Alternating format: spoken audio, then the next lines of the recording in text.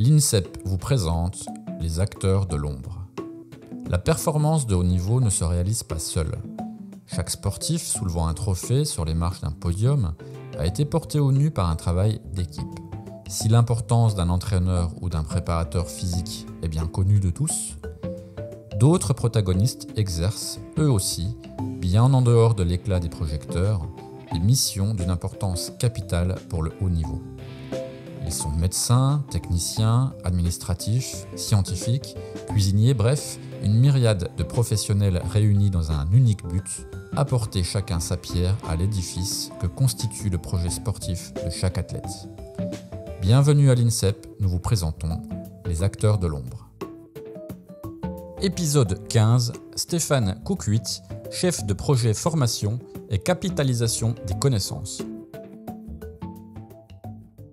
J'ai le plaisir de pouvoir vous proposer un nouvel épisode des acteurs de l'ombre dans le cadre des podcasts de l'INSEP. Et je reçois cette fois Stéphane Coucuit, qui est chef de projet formation et capitalisation des connaissances au pôle formation, plus précisément au sein de l'unité formation et accompagnement continu des cadres. Stéphane, bonjour à toi et bienvenue. Bonjour Sylvain, bonjour à tous. Alors on va, comme d'habitude dans l'émission, s'intéresser à ta biographie, mais aussi à ta spécialisation. Alors dans ton cas, il y en a plusieurs, mais on va s'intéresser à une en particulier, celle de l'intitulé de ton poste, que j'ai cité un peu plus tôt. Mais avant tout, je suis curieux d'en savoir plus sur l'origine de ton nom complet, parce que j'ai pu constater que tu avais publié des articles sous le nom de Stéphane Fukazawa Coucuit, avec donc ce nom à consonance japonaise. Est-ce que ce pays t'est familier ? Alors oui, effectivement Sylvain, donc pour clarifier un petit peu les choses, j'ai été marié de 2017 à 2022 à une franco-japonaise, et puis quand on s'est marié, en fait, tout simplement, on a combiné nos deux noms, donc Fukazawa est le sien, et donc depuis 2022, je m'appelle à nouveau Stéphane Coucuit uniquement. Mais par ailleurs, ce pays m'est quand même un petit peu familier, dans le sens où j'ai commencé le karaté quand j'étais au collège, et que depuis, ça m'a jamais trop quitté, même si j'ai eu des hauts et des bas dans ma pratique et mon activité de karatéka, et puis de professeur de karaté. Alors, est-ce que justement, cette petite connaissance du Japon, c'est venu du karaté, ou est-ce que c'est l'inverse ? Alors non, pas du tout. Oui, c'est plutôt l'inverse, effectivement. Donc en fait, moi, quand j'étais adolescent, j'ai fait tout un tas de sports, enfants et adolescents. J'arrive en 5e au collège et je voulais faire un sport de combat. Et j'avais un excellent ami d'enfance qui faisait du karaté depuis longtemps, qui était ceinture marron à l'époque. Et donc, je suis allé faire du karaté avec lui. Et là, s'en est suivi toute une aventure dans les arts martiaux et sports de combat. Le Japon, bien sûr, ponctue un petit peu cette aventure martiale, puisque j'ai essentiellement fait des arts martiaux dits japonais ou très en lien avec le Japon, alors que bien sûr, il y a des arts martiaux qui viennent de tout un tas de pays, notamment asiatiques, mais pas que. Donc moi, j'ai été assez centré côté Japon. Alors, tu parles d'arts martiaux au pluriel, tu as parlé de karaté, donc tu en as fait d'autres à part le karaté ? Oui, alors, essentiellement, sur l'ensemble de mon parcours, sur 20 ans, on va dire que j'ai fait du karaté qu'on dirait traditionnel. Alors, je mets vraiment des guillemets à traditionnel parce que parfois, on ne se réinterroge pas assez sur ce qu'est la tradition, je trouve. J'ai fait aussi ce qu'on appelle du karaté artistique, également appelé musical forms à l'international. J'ai également fait du kickboxing, version notamment américaine et puis un petit peu japonaise. Donc le kickboxing, c'est sport de combat pied-point avec usage des low kicks, des coups de pied dans les cuisses, des coups de genoux, et ça peut aller jusqu'au coup de coude dans certaines formes. Donc voilà un petit peu les arts martiaux que j'ai principalement pratiqué. Et pour rentrer un petit peu dans le détail, le kickboxing, c'est une grande famille à l'international, et au sein de cette grande famille, j'ai fait du full contact, et plus particulièrement du light contact, qu'on appelle en France karaté light contact ou karaté full contact. Enfin voilà, tout ça c'est des détails de terminologie, mais en fait ça renvoie à des grandes familles de pratiques d'arts martiaux et de sports de combat qu'on a à l'international. Et la prochaine étape, c'est quoi ? C'est la MMA ? Alors, donc là, j'ai un petit peu laissé de côté depuis quelques années ma pratique d'entraîneur. J'ai longuement entraîné. J'ai entraîné de mes 18 ans à mes 30 ans à peu près, de manière très active dans plusieurs clubs, en étant également directeur sportif, à une époque également président de club de karaté. Et là, j'ai un petit peu laissé ça de côté. Je pratique également beaucoup moins, même si j'y pense toujours et que j'ai toujours une pratique minimale chaque semaine. Et c'est vrai que mon cœur et puis peut-être mon évolution martiale m'amènerait vers le MMA. Je ne sais pas si je vais franchir le pas et franchir la porte d'un club. L'avenir nous le dira. Alors, ça m'intéresse quand même, je ne sais pas si c'est une passion ou cette propension à être attiré vers les sports de combat. D'où ça vient? Hormis l'anecdote qui t'a fait commencer le karaté, pourquoi cette envie de combattre?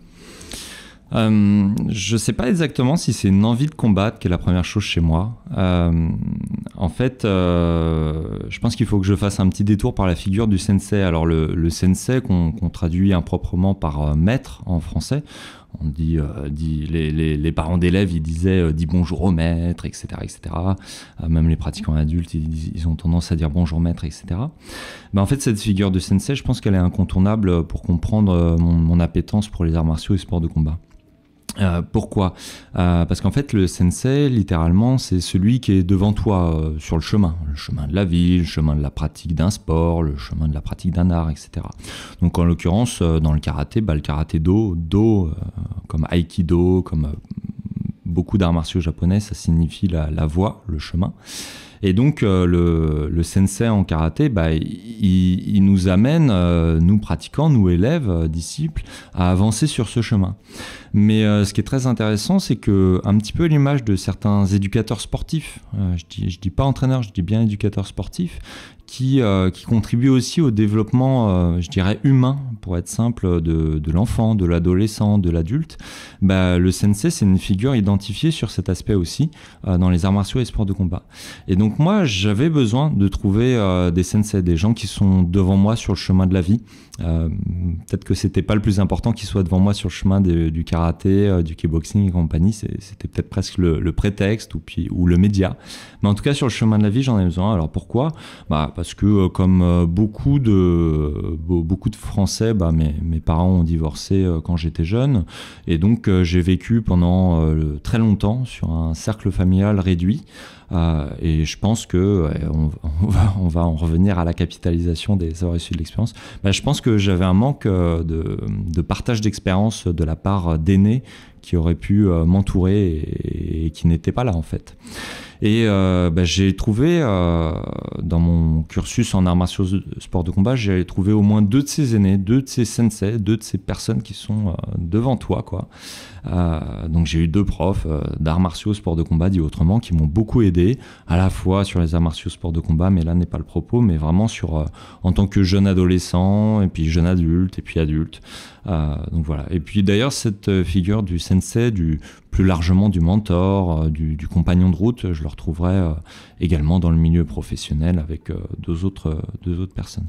Donc ça, je pense, c'est déjà un aspect très fort chez moi. C'est pas exactement le combat, c'est plutôt une figure qui est clairement identifiée dans les arts martiaux sport de combat, pas toujours incarnée par les professeurs, hein. Je dis pas que c'est une généralité, voilà, mais en tout cas qui est identifié, comme quoi le sensei d'arts martiaux, il fait plus en apprenant l'art du combat, l'art du karaté, du judo, de l'aïkido, etc.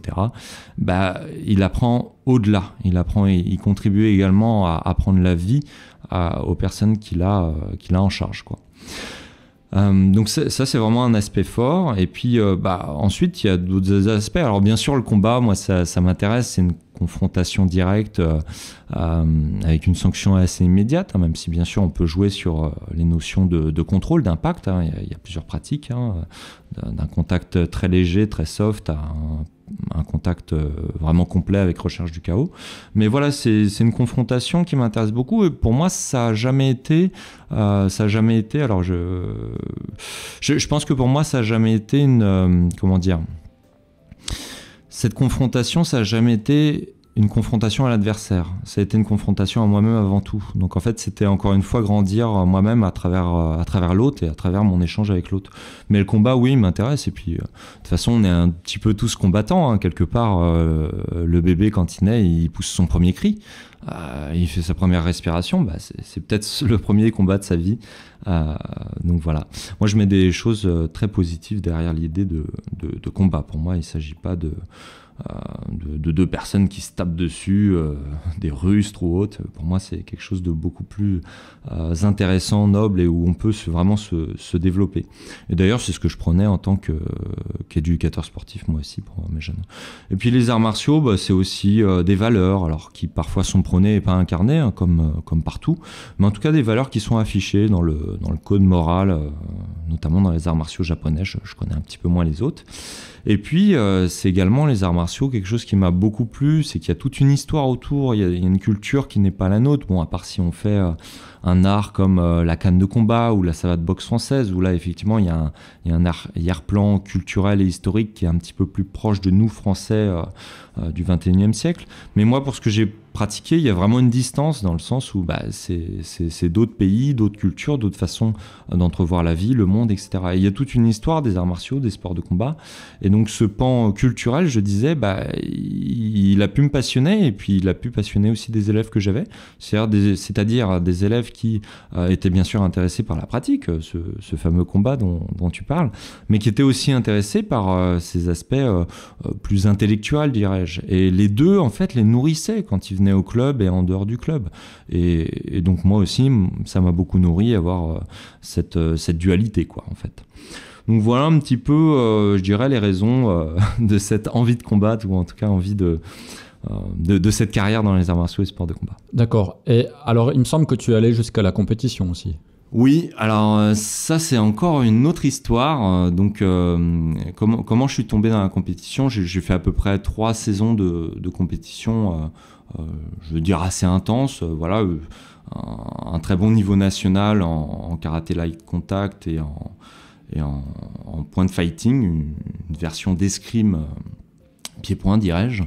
Donc très bon niveau national, et puis un premier niveau international. J'ai fait un championnat du monde, un championnat d'Europe, quelques coupes du monde, sans beaucoup de brio, des petites réussites sur les coupes du monde, mais essentiellement des participations sur le championnat d'Europe et le championnat du monde, je le dis très tranquillement. Alors comment j'en suis arrivé à là? J'en suis arrivé non pas en tant que pratiquant, mais en tant qu'entraîneur. C'est-à-dire que à partir de 2007, je me mets à entraîner, et puis je commence cette entrée en compétition en 2010. J'ai alors 22 ans à peu près. Et pourquoi? Parce que en tant qu'entraîneur, les résultats, enfin le niveau des sportifs que j'accompagnais montait, et je voyais pas comment les amener en compétition de manière tout à fait honnête, digne, dirais-je, sans avoir moi-même de l'expérience de compétiteur. Donc en fait, en tant qu'entraîneur, c'est comme si j'étais allé faire un module de formation professionnelle continue. Je suis allé faire de la compétition pour me rendre compte c'était quoi la compétition. Et je dis ça, c'est en lien aussi avec les éléments d'éthique sportive qui défrayent la chronique depuis déjà quelques années, mais plus particulièrement ces derniers mois. Quand j'entendais dans un gymnase sur une compétition d'arts martiaux et sports de combat, je dirais pas lesquels parce que peu importe, ça peut arriver partout, mais des parents ou des entraîneurs qui disaient vas-y, tue-le, défonce-le, fais-lui mal, à un enfant de 7 ans, 8 ans, 10 ans, qui combattait un autre enfant du même âge, j'étais assez effrayé. Et quand j'entendais aussi des entraîneurs aller jusqu'à gueuler, pour dire les choses clairement, sur leurs élèves, sur des temps de pause, entre différents combats, etc., leur remonter les bretelles, j'étais aussi un petit peu effrayé. C'est-à-dire que sans avoir à ce moment-là vraiment fait de la compétition, je me disais qu'il y avait peut-être d'autres façons d'encadrer. Mais ces autres façons, je voulais quand même avoir vécu moi-même la compétition pour pouvoir amener ces autres façons et pas dire faut faire comme ça avec plus d'humanité que ce que j'avais pu constater par moment. sans avoir pu moi-même le vivre, sans pouvoir l'incarner en fait, ce que je disais. Donc je suis allé en compétition pour me rendre compte de c'était quoi le stress de la compétition, en tout cas quel était mon stress à moi et quel pouvait être le stress de mes collègues aussi compétiteurs. Pour pouvoir me rendre compte c'était quoi perdre, c'était quoi gagner, c'était quoi gérer plusieurs combats qui s'enchaînent dans une journée, c'était quoi gérer aussi une perte de poids et avant compétition, vu que j'étais dans un sport à catégorie de poids. Donc voilà, tout un tas de choses, je voulais me rendre compte de l'intérieur, quoi. Voilà, c'est vraiment ça, de l'intérieur, pour pouvoir ensuite mieux accompagner, voire partager de l'expérience avec les sportifs, mais en tout cas au moins pas partir d'une représentation non ancrée dans le terrain, quoi, non ancrée dans la réalité de la chose. Alors, tu as été entraîneur, tu l'as dit, mais aussi préparateur physique et même directeur sportif, il me semble. Est-ce que tu peux parler un petit peu de ces expériences-là ? En fait, en rentrant au lycée, je sais plus exactement pourquoi, mais je me suis découvert une passion pour la préparation physique, la méthodologie de l'entraînement, donc ce qu'on pourrait appeler un petit peu ce qui se rapporte, parce que c'est pas tout à fait ça, mais ce qui se rapporte à ce qu'on pourrait appeler les sciences dures, et ça m'a tenu de très très longues années. Donc en l'occurrence, quand j'étais adolescent, moi j'allais sur un forum de préparation physique qui était assez connu à l'époque, avec des préparateurs physiques professionnels. Je devais être un des rares membres du forum qui n'était pas un professionnel de prépa physique, mais simplement un passionné, même pas adulte. Et à ce moment-là est née mon envie de devenir entraîneur. En 2007, donc, je suis à ma deuxième année d'études après le bac, je deviens entraîneur, donc assez classiquement d'abord bénévole et puis quelques années plus tard de manière professionnelle. Et donc de 2007 à 2019, j'ai donc été entraîneur adjoint, entraîneur en chef, directeur sportif dans différents clubs, comme j'ai pu le dire, président donc d'associations sportives, comme j'ai également pu le dire. Et puis j'ai eu une période où j'ai été préparateur physique, je dirais professionnel, mais en mettant des guillemets. Est-ce que le professionnel, c'est quelqu'un qui fait un temps complet autour d'une activité, ou c'est quelqu'un qui déjà gagne une partie de son salaire par rapport à cette activité? Moi, j'étais dans le deuxième cas de figure. Donc, en l'occurrence, notamment, j'ai été préparateur physique au Kajin Club, qui est une grosse structure multisport, avec pas mal de sports de combat, mais pas que, à Paris. J'ai également été préparateur physique pendant une bonne partie d'Olympiade, l'Olympiade Sochi, pour un pôle France olympique. Et puis j'ai eu quelques combattants et quelques athlètes en préparation physique à côté de ça. Et puis j'ai laissé un petit peu de côté la préparation physique comme activité à part entière vers les années 2015, parce que je faisais beaucoup de choses en même temps, et même si les semaines peuvent être longues et les journées peuvent être longues, malgré tout, ce n'est pas inextensible. C'est pas extensible à l'infini. Et donc j'ai fait des choix au fur et à mesure de mon cursus, de ma carrière. J'ai fait des choix de restreindre certaines activités, d'étendre d'autres, etc. Et donc voilà, donc à partir de 2015, la préparation physique, c'était essentiellement en tant qu'entraîneur, donc entraîneur avec en plus une spécialité préparation physique, donc que je mettais en place dans mes séances d'entraînement auprès de mes différents publics de clubs.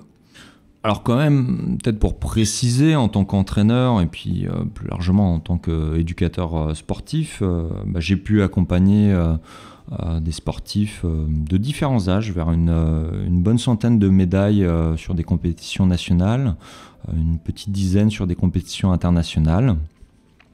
Et puis au-delà des médailles, moi je me considère, si je peux le dire ainsi, entraîneur-formateur. C'est-à-dire qu'il y a des entraîneurs qui encadrent des sportifs, qui accompagnent des sportifs déjà performants et les encadrent jusqu'aux plus hautes marches, vers encore plus de performances, toujours plus de performances et de résultats.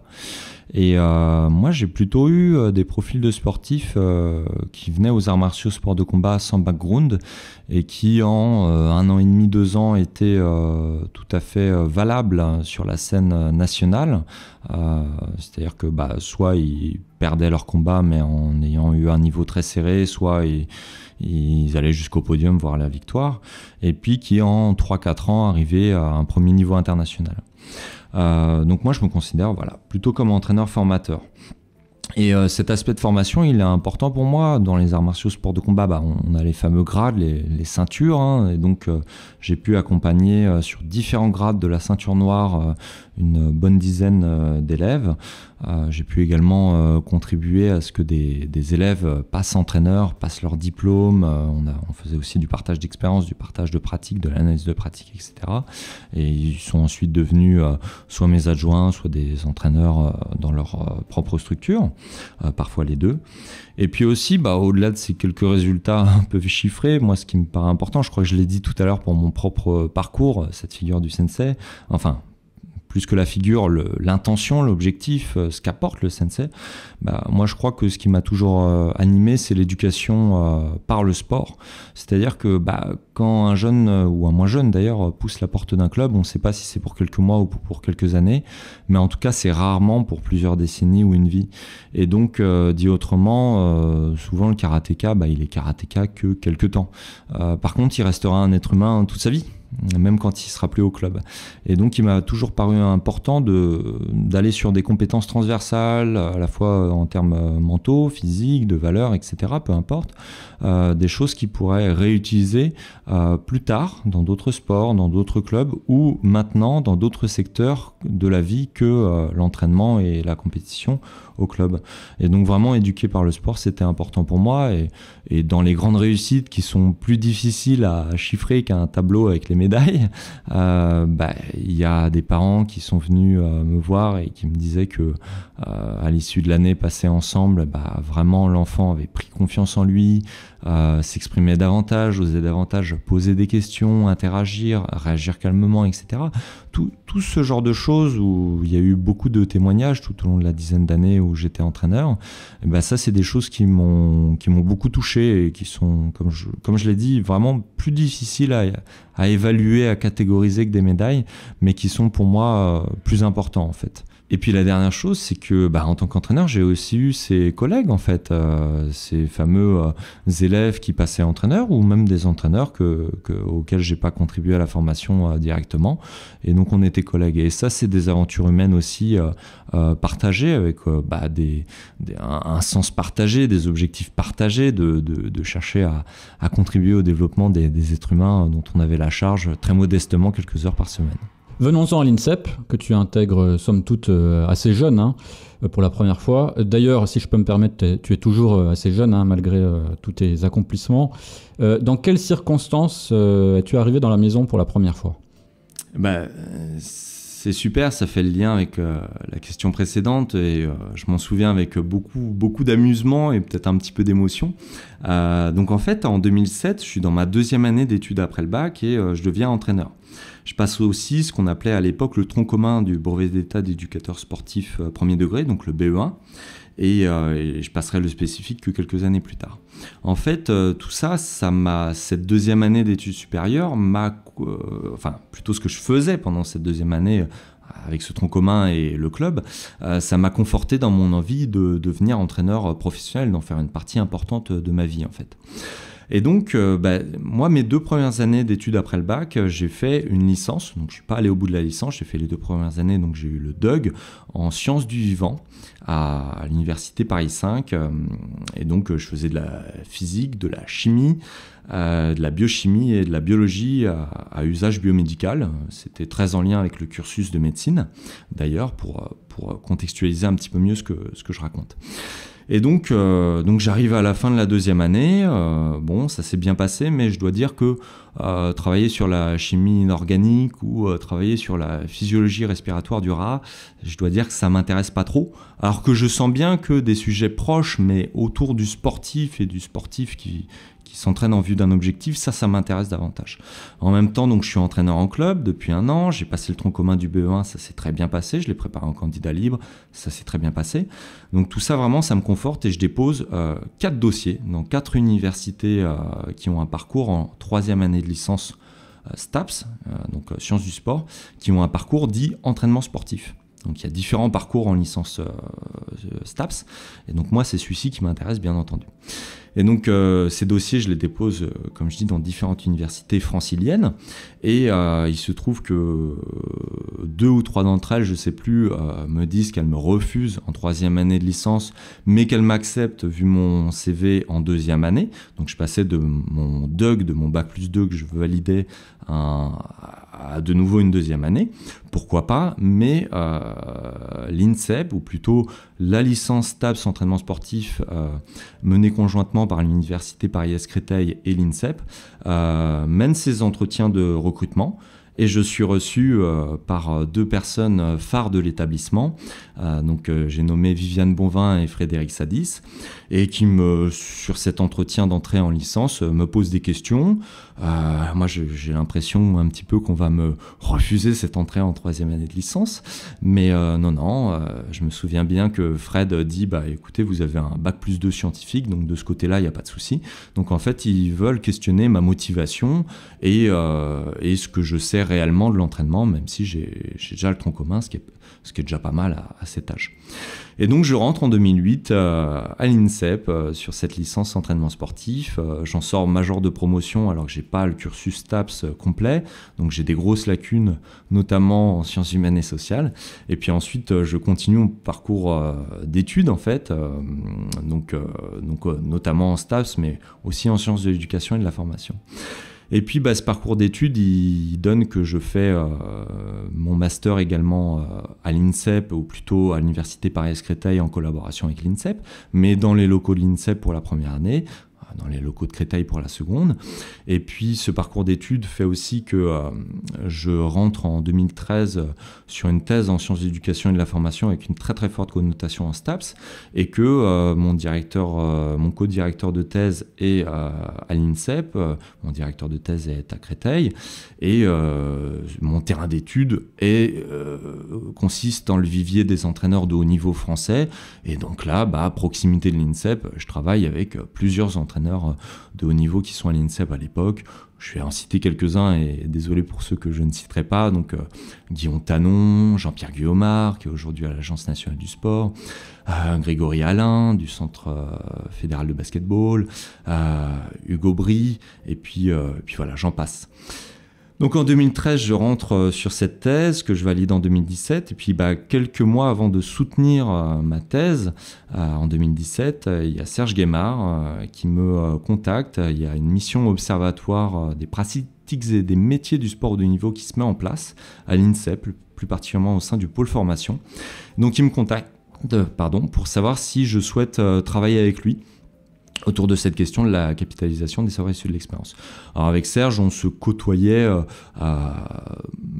on s'est côtoyé quelques fois de 2012 à 2016, enfin oui, de 2012 à 2017, notamment parce qu'il a contribué à un projet qui s'appelait le projet Or Olympique, où en fait un certain nombre d'acteurs de l'INSEP ont réalisé un projet de capitalisation de personnes qui avaient obtenu l'or aux Jeux Olympiques.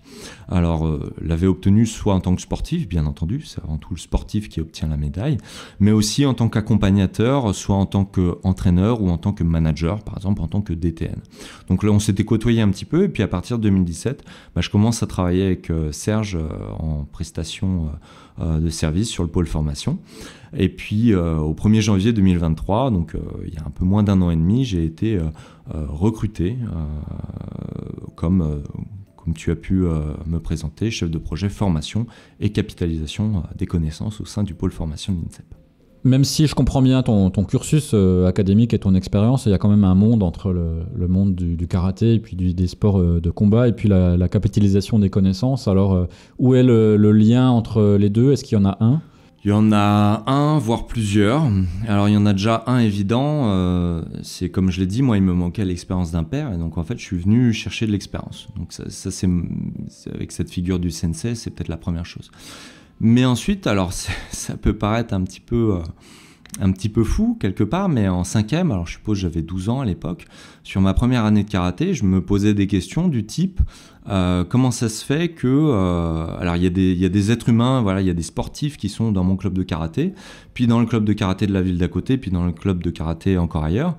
Comment ça se fait que ces clubs n'ont pas les mêmes résultats en compétition du tout.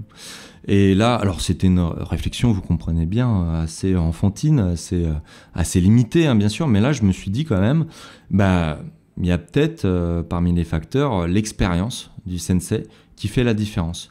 Parce que l'autre chose, c'est que il y a des êtres humains dans chaque club, mais également dans chaque club, les entraîneurs peuvent avoir le brevet d'État premier degré, les diplômes fédéraux, le brevet d'État deuxième degré, etc. Donc on peut avoir une homogénéité de ces côtés-là, et donc l'explication était à trouver ailleurs. Et moi, l'explication à l'époque, je l'ai trouvée sur l'expérience. Et alors c'était peut-être entre la poule et l'œuf, je sais pas, hein, peut-être comme j'étais moi-même en recherche d'expérience, ça s'est imposé à moi cette explication. Mais toujours est-il qu'avec 20 ans de recul, je me rends bien compte que oui, c'est une des explications tout à fait plausibles et même documentées par la littérature scientifique, parce qu'on sait que les entraîneurs se basent sur l'expérience et seuls de pair pour prendre des décisions et agir. Et que ça contribue très largement à leur performance ou contre-performance. Donc finalement, cette intuition qui était assez orientée par ma propre situation personnelle et donc notamment familiale, comme je le disais, finalement, c'était une bonne intuition. Donc ça, c'est peut-être une deuxième explication. Et puis la troisième explication serait peut-être à trouver dans le terme tradition, dont on affuble très systématiquement un certain nombre d'arts martiaux. On dit moi je fais du karaté traditionnel, et moi je fais du Viet Vo Dao traditionnel, et moi je fais du Si traditionnel, etc. Et finalement, quand on regarde bien la tradition, par exemple en karaté, c'est très récent, le karaté, c'est un peu plus d'un siècle, donc ses racines sont bien plus anciennes, elles ont plusieurs siècles, voire bien plus, mais le karaté est très récent, c'est de l'ordre d'un siècle. Le karaté, dans sa forme compétitive un petit peu moderne, c'est bien après la Seconde Guerre mondiale, donc ça a 50, 70 ans, pourrait-on dire. Et puis le karaté arrête pas d'évoluer, et aujourd'hui on a même différents karatés. Et moi je serais bien incapable de dire tel karaté est traditionnel et tel karaté n'est pas traditionnel. Parce que le karaté qui ne va pas être qualifié de traditionnel aujourd'hui sera peut-être le karaté traditionnel de demain. Donc finalement, ce regard sur la tradition, je crois qu'il faut le repenser, le réfléchir et le prendre avec des pincettes. Et donc, toujours est-il que qui dit tradition et étiquette de tradition qu'on va mettre à un art martial ou à quoi que ce soit, dit un corpus de savoir. Et ce corpus de savoir, de gestes professionnels, d'attitudes, de posture, parfois aussi de déontologie, se réfère essentiellement à ce que des hommes et des femmes conceptualisent, traitent, etc. Et ça, c'est ce qu'on va appeler les savoirs issus de leur expérience, les savoirs et les théories issues de leur expérience. Donc voilà un petit peu 3 explications qui font mon lien avec la capitalisation. Et puis je vais en donner une 4e malgré tout, comme quoi il y a pas mal de choses à raconter sur le sujet.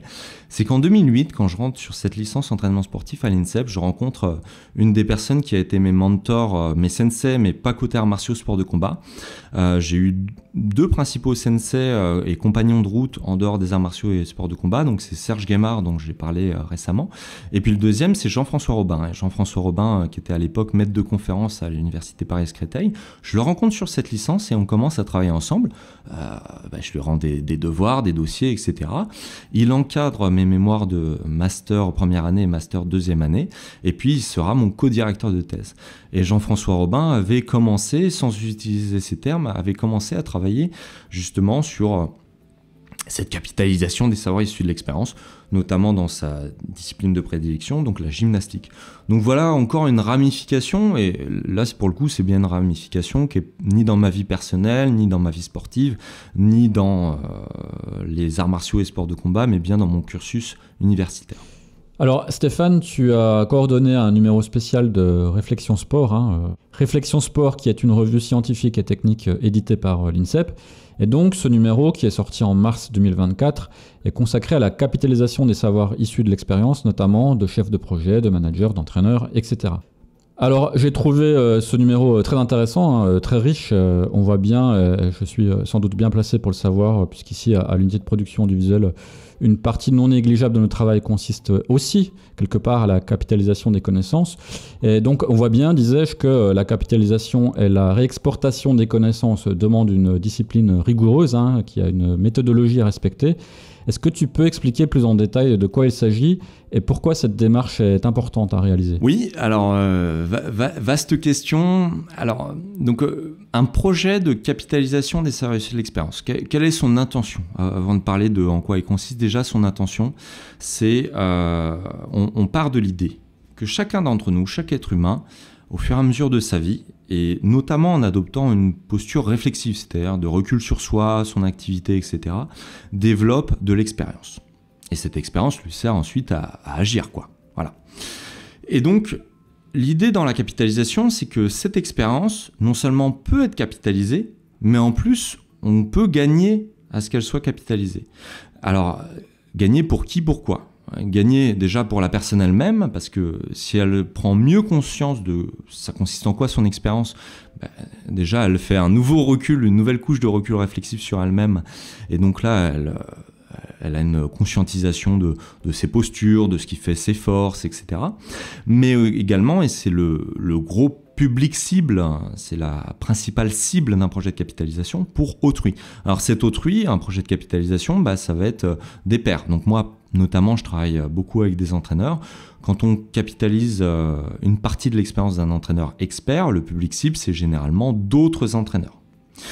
Et donc c'est ça l'intention de la capitalisation, c'est que l'expérience qui est singulière et intime puisse être en partie, très partiellement bien sûr, mais avec quelques stratégies, mise à disposition d'un public cible, de pairs, d'autres personnes qui vont pouvoir en bénéficier pour s'en inspirer et elles-mêmes continuer à développer leur expérience et continuer à prendre des décisions et agir toujours avec plus de performance, toujours plus de performance durable et, je l'espère, de bien-être également au travail.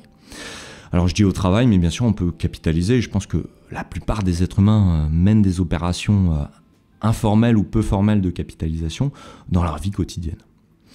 Donc ça, c'est l'intention d'un projet de capitalisation. Alors quand on mène un projet de capitalisation, et je précise tout de suite de manière rationnelle et formelle, puisque comme je le dis, on peut le faire de manière avec moins de soubassement théorique et avec une intention qui parfois nous échappe à nous-mêmes, un tel projet a plusieurs étapes. La première étape, comme tout projet, il faut peut-être identifier l'intention, le public cible, les ressources financières, les ressources temporelles, faire un rétro-planning, mais également identifier quels vont être ce qu'on appelle les porteurs d'expérience, ces experts ou ces personnes créatives ou ces personnes qui en tout cas ont une expérience qui vaut particulièrement le coup d'être capitalisée. Donc une fois qu'on a fait un petit peu ce design en fait du projet de capitalisation, on va mener plusieurs étapes. On va mener une étape de recueil d'une partie de cette expérience. Donc il y a bien sûr plein de méthodologies possibles. Nous, à l'Observatoire, et puis avec les gens avec qui on travaille travaille notamment autour d'interviews et de réitération d'interviews. Je pourrais rentrer dans le détail le cas échéant. Et puis, une fois que cette expérience elle est identifiée, capitalisée, faut en extraire un petit peu des dimensions particulièrement singulières. Pourquoi ? Parce que, comme je le disais, on vise un public cible. Et ce public cible, il faut lui amener un petit peu la substantifique moelle, quoi. C'est-à-dire que si c'est pour amener à des entraîneurs de haut niveau ce qu'ils savent déjà ou ce qu'ils trouvent très facilement dans un ouvrage à la médiathèque de l'INSEP, peut-être on peut éviter de faire un tel projet de capitalisation.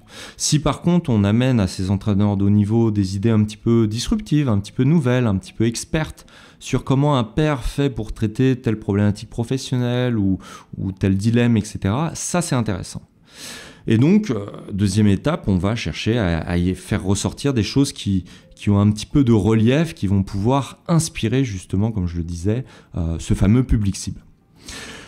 Troisième étape, je présente les étapes de manière assez linéaire, mais bien sûr c'est un petit peu plus entremêlé dans les faits. Troisième étape, on va chercher à mettre en forme, à remettre en forme ces éléments extraits. Et donc là, on va chercher à les mettre en forme sous différentes formes, justement. Donc ça peut être un podcast, Ça peut être un podcast, ça peut être un article, ça peut être un article avec une modélisation. Alors nous, dans le numéro de Réflexion Sport dont tu parlais, on a proposé des modélisations d'obédience didactique, dirais-je. Et puis ça peut être aussi quelque chose qu'on est en train de développer, en train d'explorer. Des romans, ce qu'on a appelé des romans de haute performance. Et là aussi, il y en a un petit dans ce numéro de Réflexion Sport. Donc, une fois qu'on a mis ça en forme, il faut le faire circuler.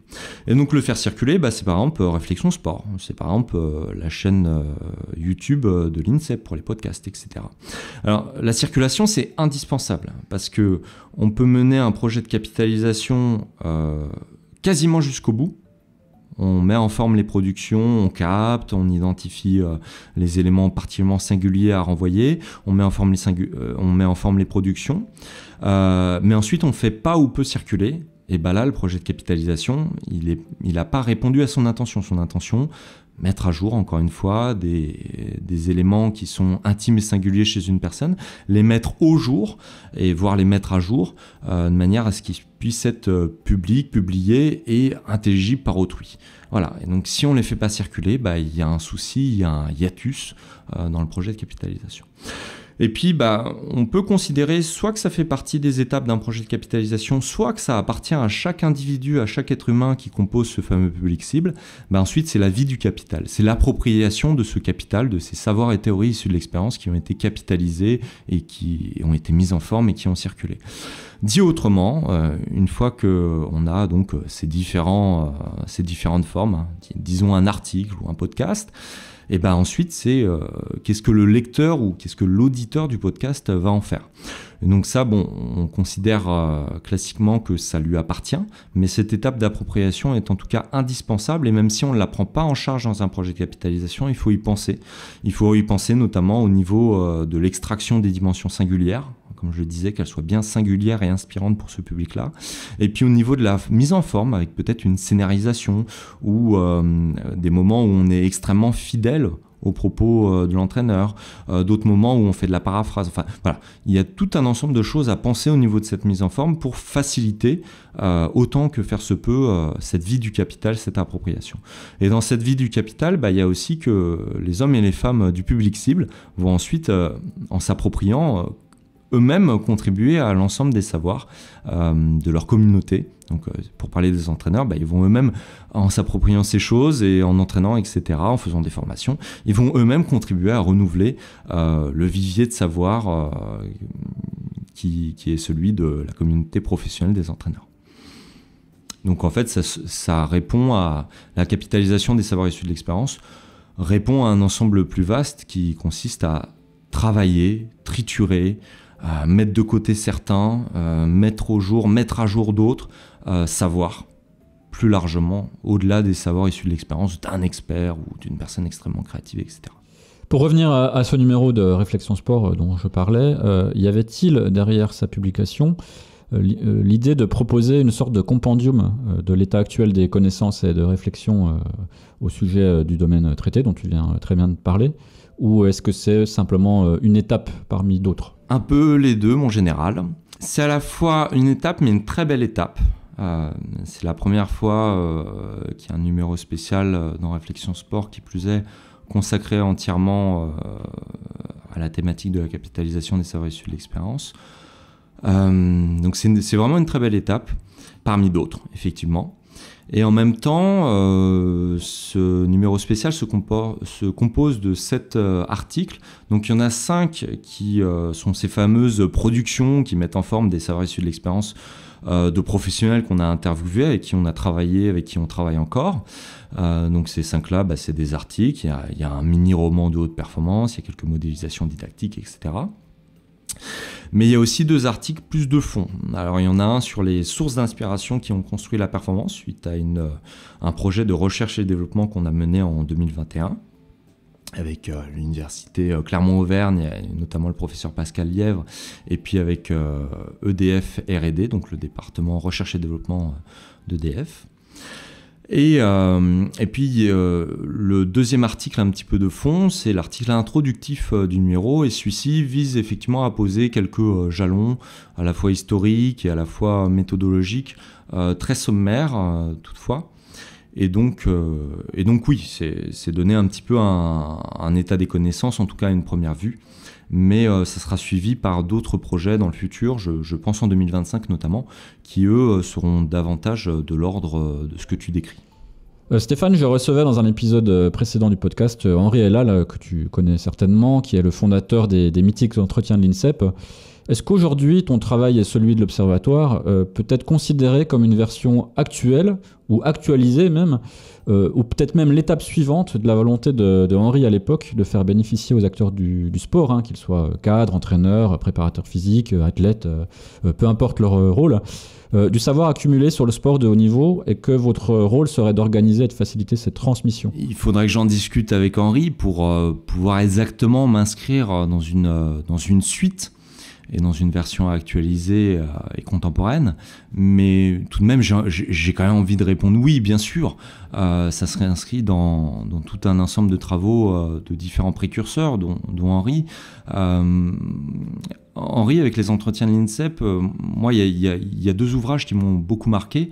Alors, j'espère ne pas me tromper de mémoire sur les titres. Donc, il y en a un qui est donc des actes, en fait, des ouvrages des éditions INSEP, qui sont les actes des entretiens de l'INSEP. Donc, il y en a un sur les actes de 1999. Cet ouvrage est sorti en 2001 de mémoire. Il s'appelle « Entraîner demain ». Et il y en a un autre en 2008 sur, je crois que le titre c'est « Interrogation sur le métier d'entraîneur ». Et dans ces deux ouvrages, on retrouve bien sûr des choses autour de la capitalisation et de l'importance de mener des projets de capitalisation et d'organiser même les institutions pour que ça soit rationnel, pérenne et voilà, et étendu dans le temps, ces projets de capitalisation.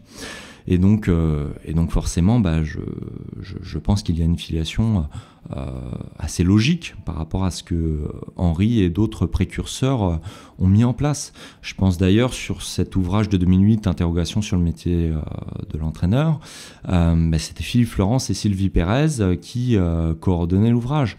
Donc je suppose, sans pouvoir l'affirmer, qu'ils ont aussi coordonné les entretiens de l'INSEP afférents qui ont précédé.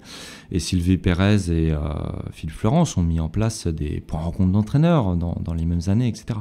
Donc oui, il y a tout un ensemble de personnes dans le milieu sportif qui avaient déjà des démarches, des projets de capitalisation sous différentes formes.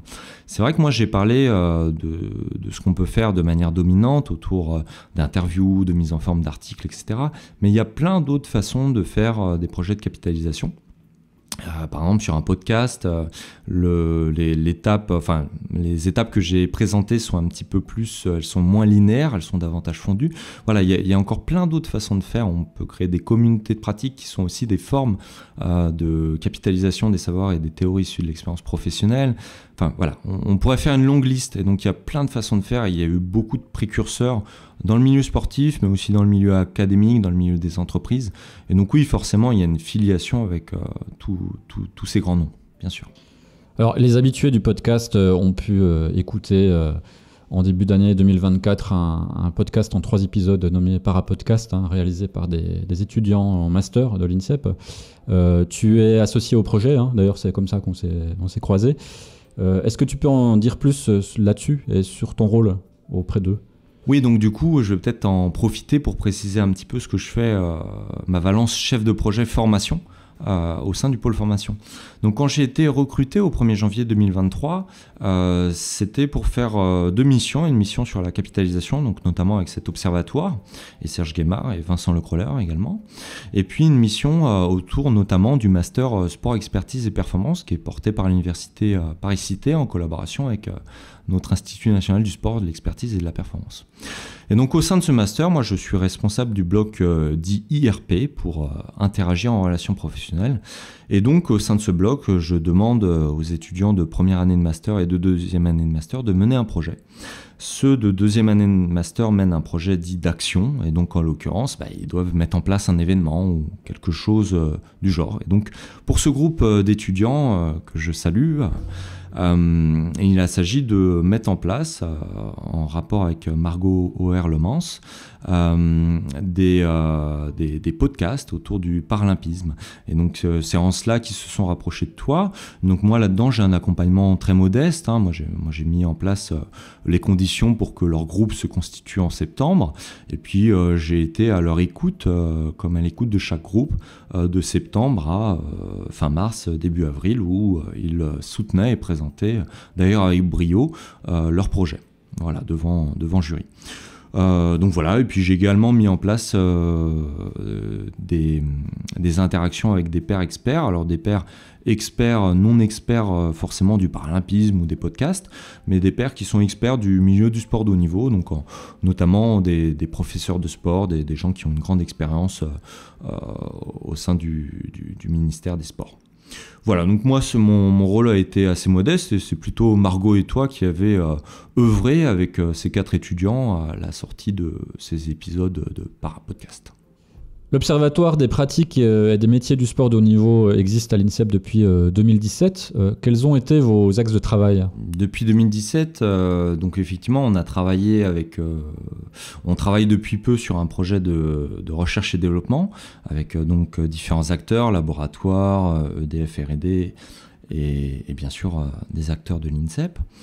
Mais on fait aussi d'autres choses. Alors par exemple, on a pu faire l'accompagnement de projets de capitalisation de fédérations sportives olympiques. Alors je vais en citer 2. On a travaillé avec la Fédération française d'aviron qui nous a contactés vers 2019-2020 pour travailler sur les savoirs issus de l'expérience avec un de ses entraîneurs experts les plus renommés à l'international, qui a obtenu déjà 2 médailles d'or olympiques. On a également pu travailler avec la Fédération française de cyclisme, alors à 2 niveaux. Tout d'abord autour d'un entraîneur sélectionneur de l'équipe de France Espoir de cyclisme sur route, et puis également autour non plus d'un entraîneur en particulier, d'un expert en particulier, mais autour d'un événement. Alors cet événement, c'est quoi ? C'est en 2020, Julien Alaphilippe devient champion du monde de cyclisme sur route, pour la première fois de sa carrière. Ensuite, il a pu réitérer. Et ça faisait bien longtemps que la France n'avait pas eu, en cyclisme sur route masculin, une médaille qui plus est d'or. Donc là, on a travaillé avec l'ensemble, en tout cas les acteurs au plus proches de cette performance. Donc l'entraîneur sélectionneur, l'adjoint, le manager de l'équipe, enfin de la filière route, kiné, mécano, etc. Donc voilà, donc ça c'est un deuxième aspect, en plus des projets de R&D qui viennent structurer nos méthodologies sur la capitalisation, et c'est accompagner, grâce à cette structuration, on va accompagner des projets de capitalisation avec et pour les fédérations olympiques. Et à chaque fois c'est très riche sur le plan humain, c'est très agréable, on s'enrichit, on travaille main dans la main avec des agents de ces structures. Un autre axe, ça va pouvoir être par rapport à tout un corpus autour de l'expérience, de la capitalisation, etc. Ça va être pouvoir conseiller des structures, des établissements, à nouveau dans le milieu du sport de haut niveau. Et puis cet observatoire, il s'enrichit. Donc il s'enrichit en travaillant avec des réseaux professionnels. Donc aujourd'hui, on travaille avec des réseaux professionnels de knowledge managers, donc des personnes qui sont managers du savoir, qui travaillent dans la gestion des connaissances, en fait, dans des grandes entreprises françaises. Donc on fait partie d'un réseau professionnel comme ça. On fait partie d'un réseau académique autour de la gestion des connaissances. Donc la capitalisation est une partie importante de la gestion des connaissances. Et puis on a également une communauté de pratiques, d'acteurs, de projets de capitalisation et plus largement autour ce qu'on appelle l'organisation apprenante. Et donc là, cette communauté de pratiques, c'est plus des gens de grandes entreprises ou d'universités, c'est des collègues du territoire français, des fédérations, des CREPS, etc. Donc voilà un petit peu nos activités, recherche et développement, accompagnement de projets et puis conseil, et tout ça sous-tendu par nous-mêmes qui continuons à nous enrichir et à enrichir les procédures en vigueur. Alors Stéphane, tu as utilisé un terme qui m'a un petit peu interpellé tout à l'heure, parce qu'il est souvent utilisé dans on va dire dans un contexte artistique, mais pas souvent autrement, c'est le terme d'inspiration. C'est quoi l'inspiration ? Alors l'inspiration, sans vouloir faire d'humour, mais pour commencer par une image, c'est l'acte de remplir ses poumons d'oxygène, enfin plutôt avant de se remplir les poumons d'oxygène, d'un air nouveau. Et donc c'est cette idée que quand on va renvoyer des savoirs issus de l'expérience d'un expert, quand on va renvoyer ça à un public cible, par exemple à d'autres entraîneurs, et ça va peut-être contribuer à ce qu'ils se remplissent de nouveaux savoirs. Après, libre à eux de faire les échanges pulmonaires, c'est-à-dire de prendre ou pas une partie des savoirs et donc de s'en inspirer. Alors, cette idée d'inspiration, elle nous est venue avec Serge Guémard parce qu'on savait très bien en fait que dans le milieu du sport, les savoirs issus de l'expérience, c'est pas des savoirs qui vont venir prescrire l'activité, prescrire ce qu'il faut faire. En fait, ce ne sont pas des recettes. Dit autrement, ce qu'on trouve dans le dernier numéro de Réflexion Sport, ce ne sont pas les recettes du parfait entraîneur, du parfait chef de projet performance. Pas du tout. Ce sont des éléments inspirants, liés à une histoire singulière d'un expert, donc qui a une légitimité, mais malgré tout, tout ce qu'il a développé, c'est singulier, c'est contextualisé, ça lui est propre, etc. Et donc, on cherche surtout pas à dire qu'il faut que tout le monde fasse pareil. Surtout pas. On n'est pas dans quelque chose de dogmatique. Et donc, cette inspiration, c'est l'idée que moi, en lisant ces éléments, je vais venir questionner ce que je fais moi-même sur le même sujet. Je vais prendre un sujet, une problématique professionnelle. Comment construire un collectif de sportifs ? Et sur cette question, si je lis les propositions d'Étienne Gouy dans le dernier Réflexion Sport, en lisant, je vais pouvoir me questionner. Ok, lui, il dit ça sur construire un collectif de sportifs, mais moi, qu'est-ce que je fais ? Est-ce que je suis d'accord avec ce que lui propose ? Si je suis pas d'accord, je vais davantage prendre conscience de pourquoi je suis pas d'accord. Et pourquoi je suis pas d'accord ? Parce que peut-être moi, mes conceptions de l'entraînement ou de la relation entraîneur-sportif sont différentes. Et donc en fait, je vais pouvoir mieux préciser mes propres contours en accédant à ces propositions en fait. Et donc c'est ça l'inspiration finalement. Donc on a fait une étude en 2021 justement sur les sources d'inspiration qui ont construit la performance de chefs de projet performance experts. On a travaillé avec des gens du côté de l'industrie nucléaire et puis on a travaillé avec bien sûr des gens du côté de la performance sportive. Je reviendrai pourquoi il y a ces deux domaines. Je reviendrai dessus. Et en fait, on s'est rendu compte, en travaillant avec ces experts, que leur inspiration, à travers leur carrière, c'était pas forcément, contrairement à ce qu'on peut croire de prime abord, parfois, c'est pas forcément être inspiré, c'est pas forcément dire « Ah oui, c'est comme ça qu'il faut faire, il a raison Étienne Gouy, etc. » Non, on peut être inspiré, y compris en étant dans une filiation, mais avec une évolution, c'est-à-dire on voit les choses à peu près pareilles, mais quand même légèrement différemment, et c'est important ce légèrement différemment, pour notre propre posture professionnelle et pour notre propre efficacité, performance. Et puis on peut être aussi en rupture, voire en controverse très forte. Dit autrement, en tant qu'entraîneur, je peux prendre un article ou un podcast ou autre et être très fortement inspiré des propos issus de l'expérience de quelqu'un en étant très en désaccord avec ses propos. Et ça, c'est extrêmement important de l'avoir en tête parce que ça veut dire que finalement, des fois, les sources d'inspiration les plus fortes, c'est pas celles qui vont dans le même sens que nous. C'est certaines qui vont dans un sens contraire, avec lesquelles on est en rupture. Et à partir de cette rupture, soit on précise mieux, nous, nos conceptions, soit on se rend compte que finalement, la rupture n'a peut-être pas lieu d'être, et c'est que peut-être qu'entre guillemets, c'est l'autre qui a raison, et on fait évoluer nos pratiques. Donc ça, c'est vraiment important de se dire que l'inspiration, c'est quelque chose où c'est pas une recette, mais ça vient questionner nos propres façons de faire et peut-être les faire évoluer ou les conforter. Et cette idée d'inspiration, en fait, on est dans le monde occidental, en tout cas français, on est un petit peu dans ce qu'on appelle un paradigme positiviste, c'est-à-dire qu'un savoir doit être quelque peu générique, universel, etc. Et en fait, cette notion, la littérature sur l'activité de l'entraîneur de haut niveau nous indique qu'on ne peut pas être dans un paradigme de ce type. Dit autrement, le savoir universel, non, c'est pas vrai parce que chaque contexte est extrêmement différent. Les entraîneurs agissent avec énormément de contingences, ils sont face à des imprévus, de l'incertitude, il y a de l'ambiguïté, il y a des paradoxes, il y a des pressions très diverses, etc. Et donc là-dedans, en plus, ils ont une rationalité dite limitée, comme tout à chacun d'ailleurs. Et donc là-dedans, être dans un savoir qui serait une vérité vraie à tout moment, en tout lieu et à tout instant, c'est pas possible. Et donc cette notion d'inspiration, non seulement on y croit, mais en plus on croit que c'est pas possible de faire autrement, vu ce que la littérature dit sur l'activité des entraîneurs. Et puis c'est une notion qui est donc éthique aussi et très confortable, quoi, et qui laisse le pouvoir d'agir à chaque professionnel, en disant que ce ne sont pas des recettes qui sont amenées, mais bien des éléments qui vont peut-être permettre d'ouvrir les chakras, pour prendre une autre expression régulièrement rencontrée. Alors pourquoi tout à l'heure, ça fait le lien avec inspiration, pourquoi je disais tout à l'heure que sur cette étude sur les sources d'inspiration qui ont construit la performance, on a travaillé avec deux domaines, bien sûr le domaine sportif, de la performance du haut niveau, mais aussi avec le domaine de l'industrie nucléaire, avec des gens qui, dans les centrales, mènent des projets avec des milliers d'opérations et des centaines de collaborateurs.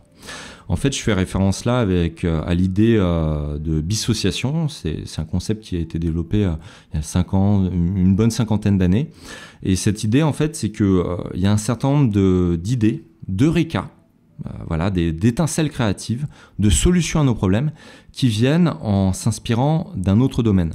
C'est-à-dire que, par exemple, moi, en tant qu'entraîneur, quand j'étais entraîneur, j'ai pu m'inspirer d'autres domaines, de l'ordre de l'architecture ou du bricolage. Il y a des chefs de projet qui nous ont dit que des fortes sources d'inspiration pour eux, c'était des chefs d'orchestre. C'est-à-dire voir des chefs d'orchestre mener leur orchestre, et puis un jour le chef d'orchestre a été malade et l'orchestre a dû fonctionner sans le chef d'orchestre. Ils ont vu la différence et se sont rendus compte de l'importance de ce chef d'orchestre. Et ces chefs de projet, en l'occurrence celui qui disait ça, se considérait lui-même comme un chef d'orchestre et donc se demandait comment comment mettre en place les conditions pour que mes collaborateurs, l'orchestre, fassent la meilleure symphonie possible. Voilà. Et donc c'est ça l'idée de dissociation, et c'est vraiment une idée forte que l'inspiration, non seulement c'est pas prescriptif, mais en plus ça n'a pas de frontières entre guillemets. C'est-à-dire que on peut très bien être inspiré de manière très forte en tant qu'entraîneur de haut niveau sans ouvrir un bouquin de méthodologie de l'entraînement. Et c'est un ex-passionné de méthodologie de l'entraînement et de préparation physique qui le dit, mais bien en allant à une exposition, en allant au théâtre, en discutant avec une personne de la famille qui fait un autre métier, mais aussi bien sûr en prenant un ouvrage de méthodologie de l'entraînement. Alors Stéphane, ça ne t'aura pas échappé, ce podcast s'appelle « Les acteurs de l'ombre », il permet de mettre en lumière des personnes qui ont une expérience à partager. N'est-ce pas fondamentalement ce que cherche aussi à produire la capitalisation de l'expérience ? Alors, oui, tout à fait. Donc, moi, je travaille essentiellement avec des entraîneurs de haut niveau et puis plus largement des managers de projets de performance sportive. Et on sait d'après la littérature que c'est bien des publics qui sont des acteurs de l'ombre et qui manquent de reconnaissance à différents niveaux, dont la reconnaissance symbolique. On a des rapports d'études qui établissent ça très clairement, y compris pour notre population française. Alors, un projet de capitalisation, ça met en valeur, quelque part, en l'occurrence un entraîneur expert, ça le met en valeur à travers les productions, donc c'est mis en forme d'une partie de son expérience. Et ça me rappelle bien des propos de Jean-Émile Mazère, qui était à l'INSEP avant et qui dirigeait une infolettre qui s'appelait La lettre des entraîneurs à l'époque. Et il a dit en 2002, si ma mémoire est bonne, que la richesse essentielle de jeunesse et sport, donc par là entendons le ministère, réside en les hommes et les femmes qui le composent. Et donc c'était déjà ce propos qui m'a marqué, c'était déjà une reconnaissance à la fois de ces hommes et ces femmes, donc moi en l'occurrence plutôt des entraîneurs, mais il y a bien d'autres agents jeunesse et sport, et puis une reconnaissance de leur savoir. Et un projet de capitalisation, en plus d'amener une reconnaissance symbolique aux experts, c'est aussi d'un point de vue éthique et du point de vue de la production de savoir, c'est aussi reconnaître que chacun d'entre nous sommes des producteurs de savoir et de théorie, issus de l'expérience mais pas que, en puissance, aux côtés des scientifiques qui sont également des producteurs de savoir et de théorie, et qu'en fait ce sont deux mondes à réunir, deux mondes complémentaires, et qu'il faut reconnaître les deux à leur juste valeur, et qu'ensuite ce qu'il faut discuter, c'est non pas une domination de la science sur l'empirisme ou de l'empirisme sur la science, mais bien l'articulation de ces deux dimensions et bien les aspects épistémologiques, donc tout ce qu'on peut mettre derrière les idées de biais, dit autrement, d'où viennent les savoirs, comment ils ont été produits, etc. Et ces questions épistémologiques sont d'ailleurs au cœur de nos projets de capitalisation des savoirs issus de l'expérience, à travers une méthodologie rigoureuse à chaque étape d'un projet de capitalisation. Et d'ailleurs, cette méthodologie est étayée constamment par des projets de recherche et développement et puis par notre expérience terrain avec des fédérations ou autres pour l'enrichir, qu'elle soit plus rigoureuse mais aussi plus efficace, plus efficiente, plus pertinente. Alors Stéphane, pour finir, est-ce qu'il y a des projets en cours pour toi actuellement ? Bien, oui, bien sûr, il y en a beaucoup, donc je vais quand même être centré sur l'activité de l'Observatoire. Bien sûr, du côté de mon activité de chef de projet formation, le master continue, on va être sur une nouvelle maquette en septembre 2025, mais je vais plutôt parler côté Observatoire. Donc côté Observatoire, depuis 2021, on travaille avec une université et puis le département R&D de EDF, autour des sources d'inspiration qui ont construit la performance et autour des clés de performance de chefs de projet experts, notamment d'entraîneurs de haut niveau experts. Donc ça, c'est tout un travail collaboratif. On est à peu près 10 dans la core team, dans le noyau dur. Tout un travail qui va déboucher sur des formes inédites, j'en dis pas plus, mais des formes inédites de valorisation, de circulation des clés de performance, des savoirs issus de l'expérience captés, capitalisés. Et puis, c'est également un travail qui cherche à structurer, continuer à structurer les process de capitalisation. Et donc, là aussi, on va sans doute faire un ouvrage qui sera peut-être pas de référence, mais en tout cas un premier ouvrage sur le sujet à destination de toute personne ayant en charge des projets de capitalisation dans la fédération, dans le grand INSEP, etc. Et puis également, il y a une petite particularité cette année, en 2024, c'est que c'est les Jeux Olympiques. Et on sait, d'après les études sociologiques sur les entraîneurs de haut niveau en France, que le turnover est extrêmement important autour des Jeux Olympiques. C'est-à-dire qu'en gros, 50% des entraîneurs qui vont à des Jeux Olympiques ont commencé l'Olympiade, c'est leur première Olympiade. Et donc, il n'y a que 50% des entraîneurs pour qui c'est la deuxième Olympiade, voire plus. Et en plus, particularité de cette année, c'est à Paris. Et donc, il y a un certain nombre de nos collègues, entraîneurs et autres, qui ont souhaité prolonger leur carrière ou prolonger leur mission en tant que head coach ou entraîneur des équipes de France jusqu'à ces Jeux à la maison, à domicile. Et donc, il va y avoir un gros turnover et beaucoup de problématiques de ce qu'on appelle le off-boarding, donc tous ces départs, et de on-boarding, c'est-à-dire qu'il va y avoir aussi beaucoup d'arrivées, donc beaucoup de nouvelles personnes qui vont arriver. Et donc, l'Observatoire, à travers la capitalisation, va avoir tout un rôle à jouer.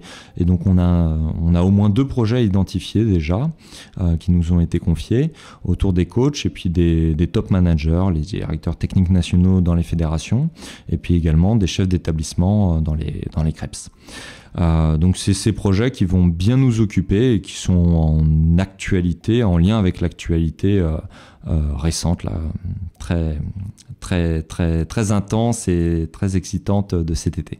Eh bien, merci beaucoup Stéphane pour ces explications et puis pour ton témoignage aussi. C'était très intéressant. Je te souhaite à toi ainsi qu'au reste de l'Observatoire une bonne continuation et au plaisir de vous lire. Merci beaucoup. À bientôt.